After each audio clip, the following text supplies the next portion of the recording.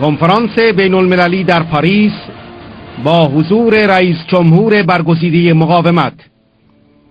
تغییر در ایران، حمایت از مقاومت، ممانعت از جنایت علیه اشرف. روز چهارشنبه 29 تیر 1390 20 ژوئیه 2011 در یک کنفرانس بین المللی در پاریس که با حضور رئیس جمهور برگزیده مقاومت برگزار شد، نمایندگان مجلس ملی فرانسه، دولتمردان، سیاستمداران و حقوقدانان برجسته از آمریکا، اسپانیا، بلژیک و سوئیس پیرامون حفاظت از اشرف، حمایت از مقاومت و ضرورت تغییر در ایران سخنرانی کردند و نظریه‌های حقوقی درباره حفاظت اشرف، مسئولیت دولت آمریکا و تحقیق و محاکمه بین المللی جنایتکاران علیه بشریت در حمله به اشرف ارائه شد. در این کنفرانس زندانی سیاسی از بندرسته صادق سیستانی که نزدیک به 18 سال در زندانهای دیکتاتوری آخوندی تحت فشار و شکنجه بود، پیرامون جنایات دشمنان خامنه‌ای در زندانها به ادای شهادت پرداخت. وی که در تلاش برای رسیدن به اشرف 3 بار دستگیر شده بود، در حالی که محکومیت 10 ساله داشت، اخیراً موفق به فرار از زندان شد و توسط ستاد اجتماعی مجاهدین در داخل کشور به خارج منتقل گردید.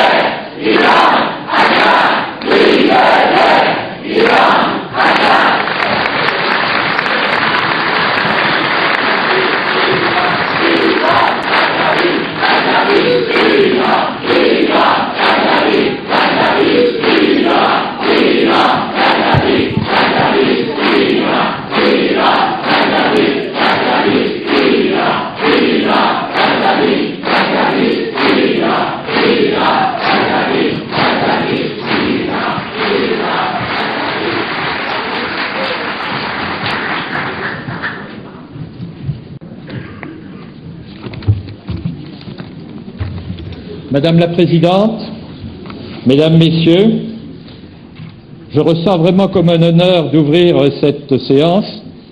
Je représente ici le CFID, le Comité français pour un Iran démocratique.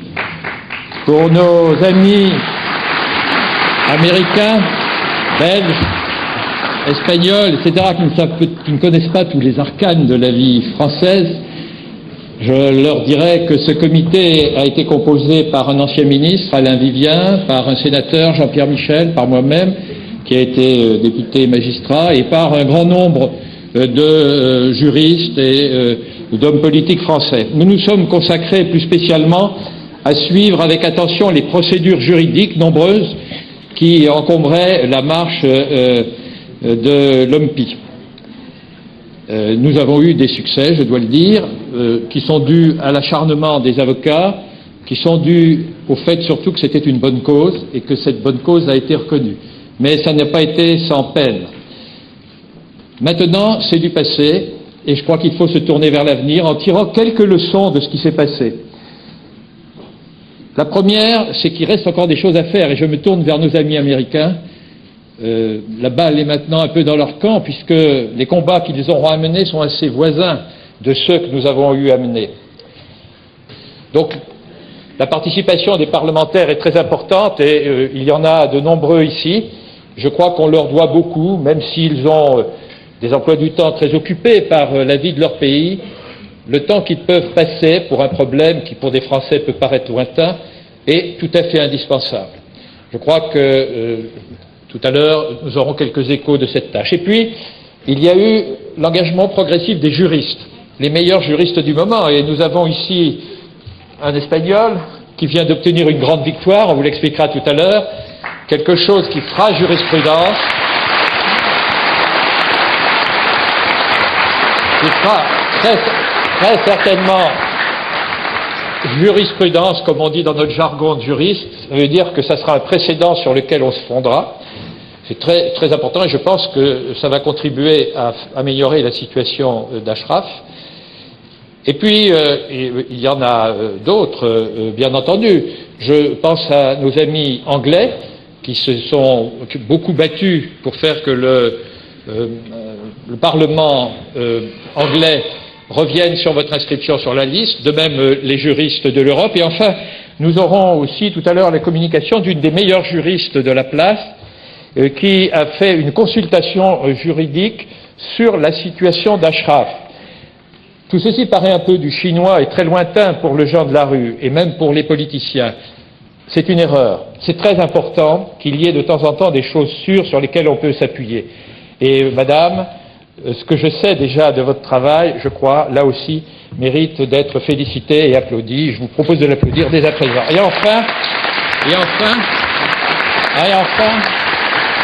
avant de passer la parole à nos amis américains aussi, je vais demander à la présidente de jouer son rôle. C'est Anne-Marie Lizin, qui est présidente d'honneur du Sénat belge. Elle a été ministre des Affaires européennes. Elle a été rapporteure spéciale à l'ONU et elle s'est engagée très courageusement pour le CFID à une époque où cela n'était pas évident. Elle l'a fait avec courage, elle l'a fait souvent d'ailleurs avec ce courage qu'ont quelquefois les femmes en politique, qui fait qu'on se rend bien compte que ça sera leur siècle. Et comme nous aurons bientôt une présidente à la tête de l'Iran aussi, je crois que nous aurons tous satisfaction. Madame la Présidente, je vous passe la parole. Thank you, Mr. Kolkombe. Dear friends, it's an honor for me to chair this very important conference with such distinguished panelists from United States and Europe. We are here from different countries, different political tendencies, but we have one common issue which brings us together, the respect for human rights and the rule of law.